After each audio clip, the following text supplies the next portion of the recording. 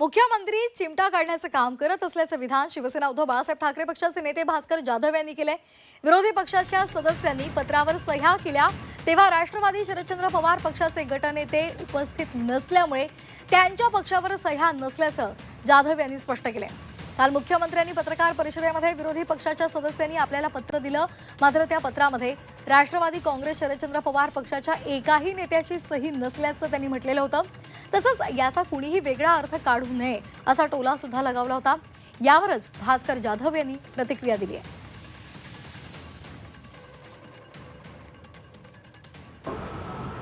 पत्रावर सह्या करायलाच कोणी मिळालं नाही, त्यामुळे 2 तास उशिरा आमच्याकडे पत्र आलं आणि शरद पवार गटाच्या कोणाची सही त्याच्यावर नाही आहे।